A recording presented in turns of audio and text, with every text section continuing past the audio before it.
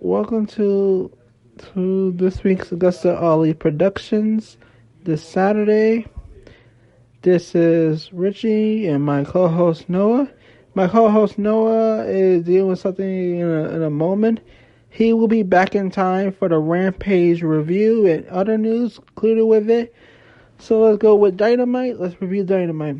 The match card: Brody King versus Darby Allin, Best Friends versus Moxley and Yuta, Varsity Blondes versus Christian Cage and Luchasaurus, Cole Carter versus Ricky Starks for the FTW title, Athena and Widow Nightingale versus Jade Cargill and Kara Hogan, the Barbed Wire Everywhere Deathmatch main event, Kingston versus Jericho. Let's talk about other things. We got Rampage announcements. We will review Rampage after the other news. So here's the Rampage card as well. A preview for Rampage: Paige Silver versus Butcher Blade, Variety versus Dante Martin, Britt Baker, Jay Hair Ratchet, Max Caster versus Austin Gunn, Jay Lethal versus Christopher Daniels. For next week's Dynamite, it's going to be an AEW Women's title and Fight for the Fallen. Thunder Rosa versus Miyu Yamanashi. And then we got Ricky Starks versus Danhausen for the FTW title. It's going to be a good matchup. So, yeah. Alright. Here's my prediction for the Rampage preview. Hangman Pages and John Silver will go over Butcher Blade. Will beat Butcher Blade. Because it's mostly going to be a momentum boost for them. That is most likely going to happen. Mariah versus Dante Martin.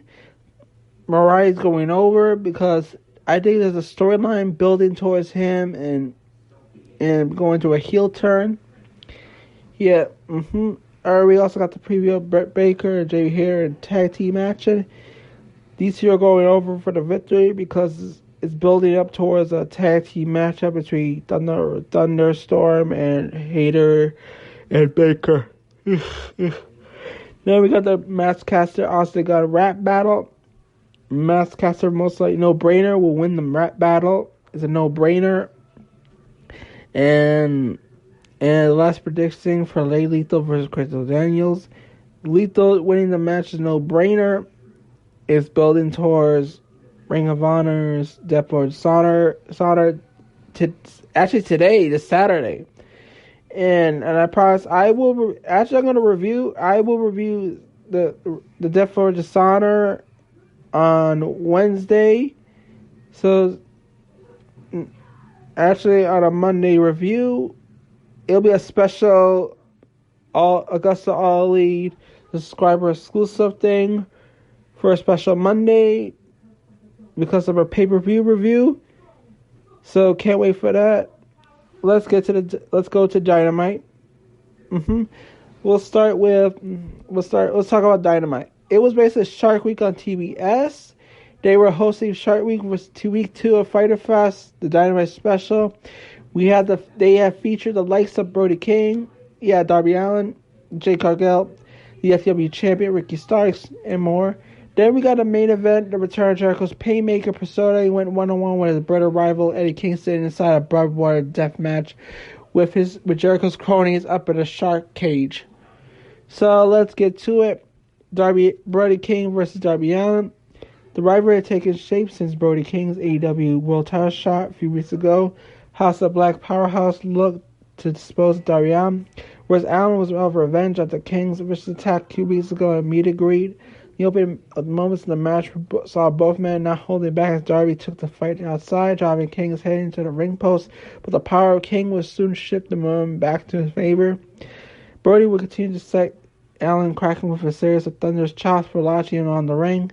Allin would gain some offense, hitting the Colorado King, but the House of Black's monster would be too much, spiking Allin with a Gonzo bomb to pick up the victory. During post-match, we saw King continue to assault the Lord Sting. King would lock Sting in the near choke, but Malachi spread the mist in his eyes. However, their dominance provoked the arrival of Miro, who suffered the mist himself at a forbidden door. Miro and Black was staring Jerry down, making the situation interject between the two. I see a feud between the Redeemer and Malachi Black. And more of this is they're thinking Miro's going to be teamed with Sting and Darby Allin. Then we got the AEW Interim World Champion Moxley and ROH Pure Champion Wheeler Yuta defeating Best Friends. Orange Cassidy and William Regal joined commentary to take on a closer moment match at the tag team bout.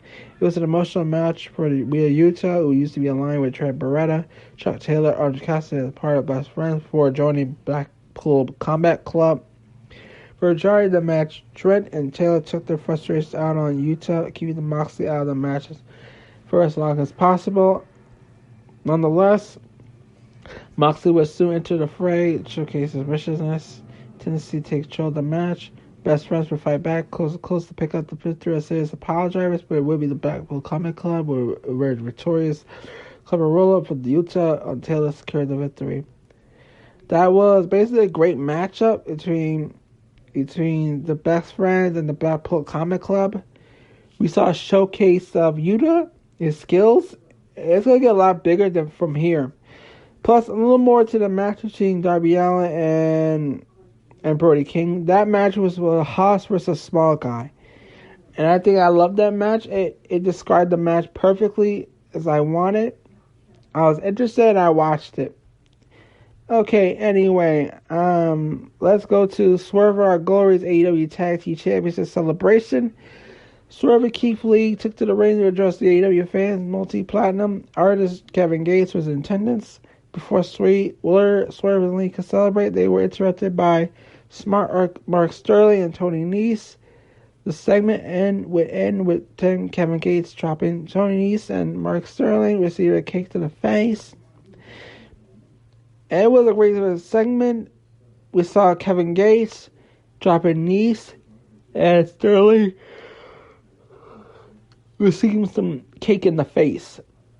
But it did showcase Keith Lee as tag champion celebration. It was pretty good, amazing.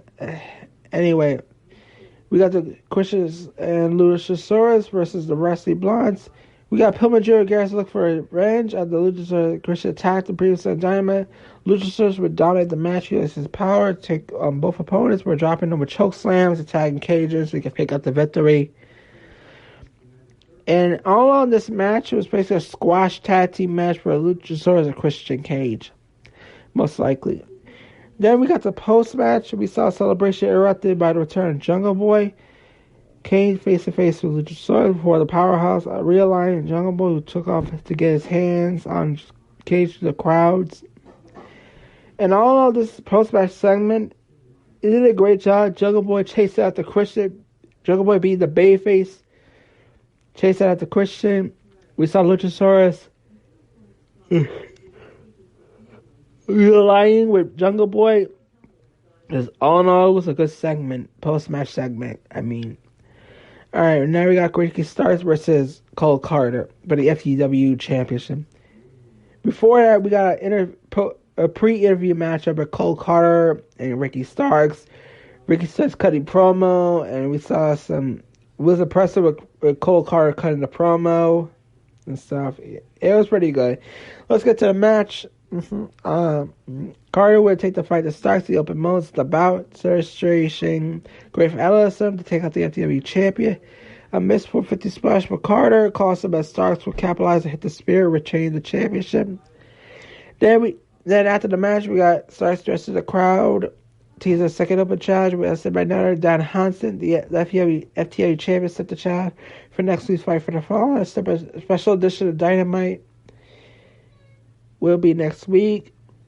Anyway, the match was showcasing Cole Carter's skills. And after the match, it was confirmed that Cole Carter signed with the AEW contract. Good for Cole Carter. Good for him. Anyway, okay. The FTR promo. Alright, let's talk about the promo. The IWGP, the tag champs set their reign and that's the two out of 3 falls matches against the Briscoes this Saturday at ROH Deathboard Dishonor. They talk about, FTR Ball talked about his daughter being young and stuff. and it was like a promo for the tag defaults. Match for the Ring of Honor tag belts. It was pretty good. Yeah. Yeah. And add to that news, apparently the Briscoes are going to be signed to a long-term Ring of Honor contract. That has just happened. There's more to the other news where it will be talked about after this Dynamite review. TBS champion Cargill and Kara Hogan versus Athena Willow Nightingale. The match begins when Athena takes control of Kara Hogan. Willow will continue the momentum, take Hogan and Cargill out on the outside. However, the TBS champion Super gain control, driving Athena into the mat with a huge slam. Hogan will fall with a huge ET to continue the pressure on Athena. The result is the same way a match that involves K-Girl. A jaded to the Willow Nightingale secured a huge victory for the baddies. This was a good tag match. It put over Cargill and Kara Hogan. Willow took the pin. It was necessary. They don't want Athena to lose. And that's understanding. So yeah, it was pretty makes sense of the matchup. And Willow Nightingale is down the line. Will sign an AEW Ring of Honor contract. Yeah. The Painmaker Jericho versus Kingston barbed wire death match.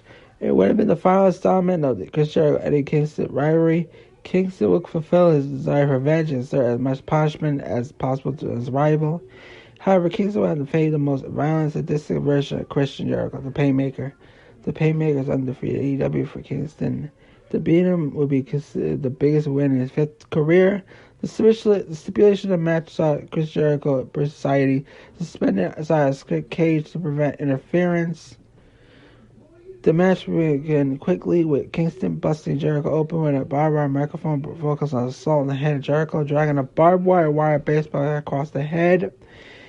Kingsley would continue to not give Jericho space to regroup, launch him to the barbed wire ropes. However, the Painmaker would shift the momentum in the match after Frankenstein out the top route saw Kingston crashed down to the barbed wire board.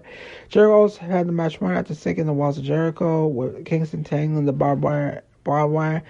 Turning point in the match where Ruby Soho and Taya Conti collide before Conti's old friend Jay united friendship in line with Conti taking out Soho and releasing the JS from the start cage. The Blackpool Comic Club and the Ortiz will emerge to level the playing field as Kingston moves to pick up victory and return as Sammy Guevara was the difference maker. The Jericho was able to hit Kingston with the juice effect with his arm and his razor wire to pick up the victory.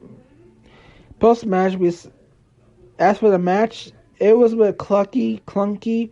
The match was really good. The barbed wire death match. This was Jericho's probably first somewhere. And Kingston's first. I don't think Kingston ever probably. In the end, the Kingston's goal was to get blood on Jericho. That was it is. And I think the feud is going to continue going forward. I think so. Let's go to the post match. We saw Kingston fighting back, getting revenge, closing on the show with Jericho crashing through the barbed wire spider web on the outside. That was the ending. One thing I would take from that match that we saw Anna Jay's heel turn. I don't know what reason, but it happened. So that was a Dynamite review. So let's talk about the other news. Apparently, we got one news. Let's start with Edge reportedly bringing back the old gimmick for the WWE Combat. Apparently, Edge is reported to set his Radar Superstar gimmick. Apparently, he confirmed that WWE has prepared the Radar gimmick merchandise for Edge's return. So, although the Radar gimmick has been historically portrayed as a heel, Orez has noted it. Unknown Edge will buck and train his comeback. Conventional pro wrestling wisdom is just that the veteran wrestler betrays Bayface. See, he was betrayed. That would make sense. We had a vigilance, reference. It does make sense to make a return on Rey Mysterio's 20-year anniversary. It makes sense. Yeah, so I want to hear more of it. I want to hear more of that new. I want to know more about Edge and stuff, and the return next week. Oh, we also got some backstage news on AEW and Meraldo. Apparently, Meraldo, everyone knows. So the Meraldo has to stay with AEW on the radar. There was a conservation with Ronald Management some time back. Meltzer of the Wrestling Observer reeled on Twitter earlier this morning on a tweet asking about potential Reynolds joining Tony Khan's promotion. Meltzer did not provide any further details of the parent talks, but fans responded favorably when replied, "I would love to hear more on AEW." So there was conservation with Ronald's management sometime back with AEW. Been talking with the management. We all know about his career. So yeah, he was bipolar. It was little issues. So yeah, does anyone see Moraldo in AEW? Let's hope this happens. It's good for Moraldo. Imagine Moraldo in AEW. Let's get to the news we've all been waiting for. The Briscoes in Ring of Honor. Let's go to that. We got Saturday Night Briscoes will return to Ring of Honor face TR in 203 Falls. But at a media call, we're going to talk about at the media call, as I said, confirmed that the Briscoes are signed to a multi-year Ring of Honor contract by Tony Khan. But he also said there are going to be developmental wrestlers that are signed to Ring of Honor as well. This is Tony Khan's confirmed. Tony Khan did not clarify when the Briscoes appeared in Dynamite. Yes, in the past, the Warner Brothers media in the past didn't want the Briscoes on AEW TV. The past, but I'm thinking they softened their stance on it, so it could be that too. So, all right, let's go more news. Let's go to the news. There's more with the Cole Carter signing. Let's go to the backstage. Of course, if I select sources with AEW said Carter and promotion could reach an agreement. We don't know what nature of the AEW tier contract is known. This news makes it unlikely Carter will get the famous Cole Carter's AllElite graphic just yet. That said, the former XT 2.0 talent was the signing of the opportunity. So basically, he's a former Troy Diamond who got thrown into the river. He was killed off. Now he made an appearance on Dynamite. Also, he made an appearance on Dark. He was spotted in a future episode of AEW Dark. So, yeah. Pretty much. So, yeah. Pretty much, Cole Carter is AEW, but some tier contract. And, yeah. Oh, there is another news. Like, there's one more news. Okay.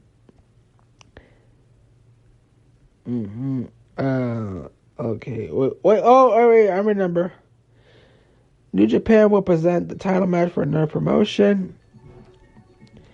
We got another Forbidden Doors happening. Notice that they will defend the MLW Openweight Champion against Clark Connors at New Japan Music City Mayhem will be part of a Starcast event in Nashville. Richards becoming new Openweight Champion defeated Alex Kane during the MLW Battle Riot IV tapings in New York City back in June. The full announcement of MLW can see American Davey Richards will set foot.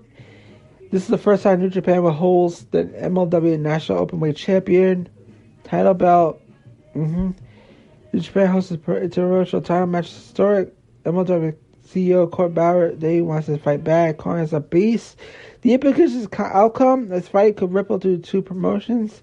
Richards dethroned Alex Kane last month in New York City to claim the National Openweight Champion because the only third fighter to ever hold the belt. Could Clark Connors be the fourth? Find out for Saturday, July 30th. In my honest opinion, New Japan MLW is pretty good a good partnership. Yeah. hmm We got Now we got to talk about the three AEW names that are going to be possibly returning All Out.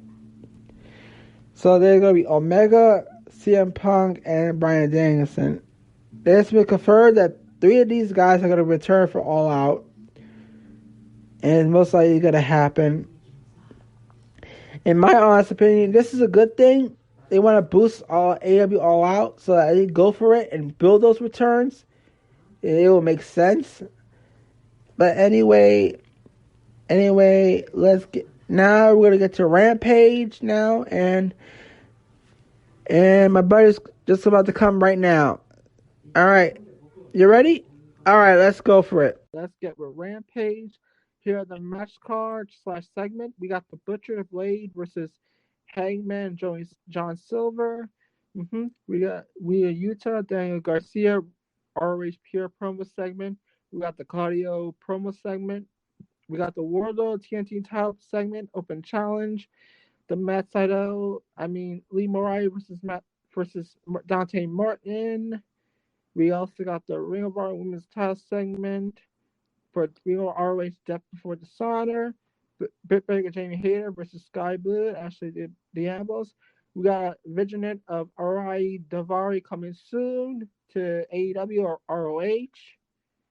We have a rap battle with Matt Caster versus Austin Assboy Cop.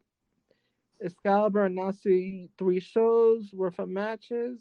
We also have the main event, Jay Lethal versus Christopher Daniels. Let's get to it. All right, the first match. Where's the first match in the card? Oh yeah, Butcher Blade, Hangman Page, and John Silver. Okay, so basically in a stellar open match, it was Hangman Page, John Silver that walked out victorious. It was a great match. And then there was towards the end of the match, Silver was able to take down Blade outside the ring, allowing the Page to hit the buckshot onto Butcher inside the ring for the victory. So, what do you think of this match? In your opinion? I actually like this match a lot. Hangman, he's just been chilling in the mid card ever since losing the title to Punk at Double or Nothing. But this match proved that he's still there. You know what I mean? Yeah. And I enjoy the team of Page and Silver, so it was a good match. All right. Now here we go for the in-ring segment with Claudio Castagnoli. We got a brief segment inside the ring. Castagnoli took the microphone to address his upcoming match against John Gresham for the ROH World Championship. Castagnoli said he never won a world title before, but that will change tomorrow at Death Before Dishonor. He went on to say that Gresham's foundation is going to crack and all because he made the mistake of tugging on Superman's cape. What do you think of this segment of Claudio Castagnoli? I actually like the segment a lot. I don't know who's gonna win, but I will say this: if Claudio wins, then good for him to finally get a world title. But he did really good on this promo. Yeah, he did too. All right, we got match 2, Lee Moriarty versus Dante Martin. This was a relatively quick match. We had Moriarty pick up the win following a quick roll up and holding on the ropes, the referee not noticing. Then after the match, Sydal lambasted Moriarty who had to cheat before saying he'd kick his ass next week on Rampage. In the meantime, we had Stokely Hathaway offer his business card Lee as he let, but Lee was picked off basically. Like, what do you think of the Lee Moriarty versus Dante Martin match? Like after the post match with Lee Moriarty, Sydal, and Stoke Hathaway. Yeah. I honestly think that first off, this is a very good match. First off, even though it was relatively quick, they actually put on a really good match. Second off, I'd actually love to see Moriarty. Sorry, I'm yawning. I would like to see Moriarty in the baddies. Well, not the baddies, but you know what I mean. I think that Stokely Hathaway and Lee Moriarty could work well together, so I'm looking forward to seeing what happens. All right, now we got match 3: Britt Baker, Jamie Hayter versus Sky Blue, Ashley Diablos. All right, and another quick one: Baker Hayter walked away with a relatively easy win after Baker hit locked in the lockjaw on Diablos for the tap out. and it was a good tag team squash match for Britt Baker and Jamie Hayter. So, what do you think of this tag team squash match? I haven't seen Britt Baker on TV in a while, so um, I I always enjoy seeing Britt Baker on TV because she's a really good worker. So I mean, Britt Baker, Jamie Hayter get another win. I think we're gonna get Britt and Jamie versus Thunderstorm soon, and I'm looking forward to it. So it was a good match to get them over. Okay. All right. Now we got a in-ring segment, a rap battle between the Acclaim and the Gun Club. In the rap battle between the Acclaim and the Gun Club, things ended a brawl following the Acclaim winning. The Gun Club outnumbered their opposing group, ended up knocking out Maskcaster with a garbage can to the head to end the segment. What do you think of this segment? All I can do is just start laughing. Uh, Yeah. Max Caster being funny as always with his raps, Mm. Um, and they got the win. I think we're gonna get a Acclaim versus Gun Club match here in the future, but for right now, this was just really, really funny, and it was enjoyable. All right. And we have the ROH Women's Title promo segment. It was between Martinez and Serena Deeb. Basically, it was basically a build up to that women's ROH Women's World Title. It was basically two women fighting for the Ring of Honor Women's Title. So, what do you think of this segment? They did a really good job hyping it up. Of course, Death Before Dishonor is actually tonight, live on pay-per-view. Mm-hmm. So, I mean, I'm looking forward to D versus Martinez. I think it's gonna be really good. Yeah. Mm-hmm. So, in the main event, we got Jay Lethal versus Christopher Daniels. Like, this was a good matchup. Like, in the closing match of the night, Lethal continues hot streak and all wrestling by taking down Christopher Daniels. Like, in the end of the match, it was Lethal who hit the big lethal injection on Daniels for the win. Like, like it was a showcase for Daniels as well, since his New Japan excursion. Following the bout, we got Saddam Singh Gorilla Slam Daniels onto the concrete outside the ring before Lethal put him to the Coquilla clutch as Samoa Joe uses his finisher to like insult Samoa Joe. It's like the to their pay per view Death for Dishonor. So what do you think of the main event and the post match as well? I love this main event. Um, Daniels actually showed off a good performance. Jay Lethal is always going to be a good worker, and I think they did a good way of ending off the show. So I actually really enjoyed Rampage this week. Yeah, it was a good rampage for Fire Fest week 2. So it was pretty good. So let's get to the news for all right, let's start with the Vince McMahon news. Apparently Ooh. last night on Friday, we have witnessed Mr. McMahon has officially retired. He has surrendered his position as CEO. He will still be in the majority of the board of directors. Like he'll still have his opinion announced, but he is no longer in creative or any kind of power going forward. What do you think of this big news when Mr. McMahon forced to retire? And there's a theory that's going on that like the news with Wall Street Journal news, they're gonna hit Mr. McMahon with something big. They might have scared Vince. So what do you think of this big news? Oh my god, where do I even start? um, this is huge. I was literally just chilling in a Twitter space yesterday morning, and then I get a notification from someone saying, "Yo, Vince McMahon's retired." I'm not even joking. I'm like, "You're obviously kidding with me." And they're like, "Check Vince McMahon's Twitter account." And I'm like, "Okay." So I go to Vince McMahon's Twitter account. At 77, time for me to retire. I'm like, whoa, whoa, whoa, whoa, whoa, whoa, whoa, whoa, whoa. I think it was shocking for everyone to see, um, because did you ever think there'd be a day where Vince McMahon said it's time for me to retire? Did you Yeah, ever think that would happen? No, no, no, no, you didn't. So, um, this was huge. yeah. And the first thing I did was tweet out, "Thank you, WWE." Mm, But yeah. I think this is big, big news. Who knows where it'll go for WWE, but I guess we'll have to see what happens in the new era. Yeah, in the new era. But it will take time because the board of directors, WWE, want to like keep a stability. So it's going to take a while before there are any changes. Yeah, Yeah. that's true. All right. Matches like for new matches added to the ROH Death for Dishonor card. It was from last night's Rampage. Let's talk about it. It's revealed that Rush will be taking on his brother Dragon Lee in Death for Dishonor show. Meanwhile, apparently 3 new matches been added to Zero Hour. Brian Cage and the Gates of Agony, Leon and Khan of Totally Branch Enterprise were taking on Tony Deppen, Alex Zane, and Blake Christian. They were all participants of the Supercard Honor Show past April, but absent from national TV spotlights to them. The exception is Totally Blanchard. He's been featured on the Rampage with his stable current champion John Gresham. Well, now we also have Colt Cabana taking on Anthony Henry with his partner and as ringside, one of the workhorsemen. Yeah, and now we also have the Sprawling Shadow Squad returning. Cheeseburger, Eli Ism. We facing the Trustbusters, Ari Davari, and Slim J. Slim J was in Ring of Honor before.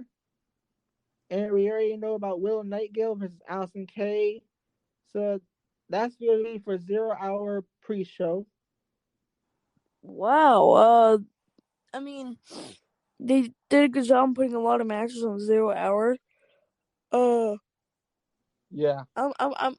I'm really looking forward to Colt Cabana, Anthony Henry, because we don't really get to see much of Colt Cabana on AEW anymore. So I wonder what will happen here. I'm looking forward because people were complaining about how Brian Cage is on the show. So I'm happy they finally gave Brian Cage a spot in the show. So I mean, I'm looking forward to all these matches. Roosh and Dragon Lee should be very good, by the way. Yeah, it should be. And imagine Dragon Lee joining Andrade and Rush's new little group with like nombres. They're nombres. Yeah, true. Yeah. So basically, there's another news. Apparently, superstar Sami Zayn recently appeared on Steve Austin's talk show, Broke His Skull Sessions. It was there that Austin ran some names, including Shinsuke Nakamura, Cena, and Levi's best friend Kevin Owens as Zayn. Though interesting enough, Stone Cold brought up the name of former WWE champion, current AEW wrestler Bryan Danielson. Apparently, it's revealed that Zayn is basically his Bryan Danielson to Zayn is the favorite wrestler of his generation, and he's been impressed with Bryan since he was killed in WWE, and now killing in AEW. So, what do you think of this news? Wow. I mean, and also the statement by Zayn about Bryan Danielson. What do you think? I mean, yeah, that it is true. I agree with Sami Zayn of all that he said. Bryan Danielson is the best of this generation. I personally, I think that Sami Zayn and I'm not talking about wrestling, right? I'm talking like entertainment as per se for WWE's sake. Sami Zayn's one of the best of this generation because how damn funny is Sami Zayn every week? So I mean, I agree what he said about Bryan Danielson, but you also have to give him some credit for the stuff he's done. Yeah. So, All right. Apparently, Brock Lesnar apparently last night. Brock Lesnar left SmackDown early because there were no Vince McMahon. But in the end of near the end SmackDown, Brock Lesnar made a shocking appearance on SmackDown. Let's talk about it. Apparently, there was a last night's speculation where future Brock Lesnar, when he shockingly made an appearance to close out Friday night episode of SmackDown. It began all started like last night when Brock Lesnar left early because apparently like news locally shortly before last night that Lesnar walked out SmackDown was pissed off. We had details emerge that last night that Lesnar's walkout response to Vince McMahon's retirement announcement. Lesnar reported something to the fact that V's gone, I'm gone. The promotion Lesnar's parents SmackDown was pulled from a website. So email to the WFN stand around 5:30 p.m. Eastern mentioned Lesnar on the show. So I don't know if this was a little ploy tact. I don't know. They managed to convince Brock Lesnar to do the right thing and make it a appearance for SmackDown. Well, apparently, what happened was, Lesnar got mad because Vince was gone, so he got pissed at everyone backstage. He left the arena. Apparently, he cooled down and then came back and did his job. Yeah. And so, I mean, he worked like a professional. Yeah. You don't want to be unprofessional with your job. Yeah. I think Paul Heyman may have talked some sense into him. Yeah, that too. Well, there's also some tidbits that we have Laura has been removed from position with Paul Triple H taking over his duties on Friday night. But the creative duties are still being overseen by Bruce Pritchard, unfortunately. But Bruce Pritchard will be gone within a year, so is Kevin Dunn. But it takes time. But we know that John Laurinaitis is fired. He is not mentioned within WWE, so this is a good thing. What do you think of this extra bit of news? I told everybody, as soon as Vince McMahon is gone, every single one of his, what's the word I'm looking for, lackeys, I guess you could say, are going to go. John Laurinaitis is going to go. Bruce Pritchard is going to go. Kevin Dunn is going to go. Hell, Michael Hayes is going to go. All these people are just going to start flying like flies. It's just, as soon as Vince retired, all these guys are going to just go immediately. Like you said, it's going to take some time. Sure. Like for instance, Bruce Pritchard, that one might take some time to get rid of. But I think Kevin Dunn's out of there real soon. But I mean, it was only a matter of time, and thank God John Laurinaitis is out of here. Yeah, he's going out of here. We also hear some more about we got Booker T is going to address the AQA stepping away from pro wrestling. Let's talk about it. This says that apparently Booker T mentioned about AQA stepping away from AEW, from wrestling. Basically, he's like, this is what Booker T said. There's something. For he says that for Booker T is something he understands the worries when it comes to some of the people trains to get in business with young such as Kyrie Ray, Roxy, now works as Rock Priest. This is what he said. I was worried about Roxy getting into the industry at only 20 years old just because I know how much of a whirlwind it really is, how much that whirlwind can take you by storm. I am serious, he said. I've been through all that. By the time I got to WCW, I was a grown-ass man. I was ready to fight, rip someone to shreds, and get fired at the same time. When I got into it, I was young. I was the person like that. When you get into it, it's something totally opposite of what you thought it was. But to explain how being young in wrestling ring can be a whole lot to handle, different politics, both inside and outside the ring, are something that considered for wrestlers. I can start AKA stepping back and say, man, let me reanalyze this and maybe refocus. I figured this Booker T went to use Dragon McIntyre example, someone who has succeeded at a young age, was overwhelmed for him, and he doesn't believe former WA champ, the only person fall into the trap. I see so many young guys that come to his business. We heard stories about Randy Reed being a young cat. Ross says, so understand remember being young, trying to figure this out. Hopefully what she'll do, we group and we'll find her back in the ring sometime. What do you think of this big news? AQA, I thought that, like, when she debuted in AEW, it was against Jake Argo, I think. She might have worked a couple dark matches, I don't remember. But, I think AQA, she needed some time to prove herself in the ring. But I just hope she comes back to wrestling one day, because she's a good wrestler. Yeah. So, I mean, yeah, I want her back. I bet a lot of people want her back. All right. Okay. Thank you all, everyone. This is AgostoAllElite podcast. We'll see y'all next Saturday for the AgostoAllElite podcast. See y'all next week. Yeah, but stay tuned for the Monday review of Death Before Dishonor. Yep. Stay tuned for that. So see y'all Monday for the Death Before Dishonor. and see you all next Saturday for our podcast. Thank you. Goodbye. See ya.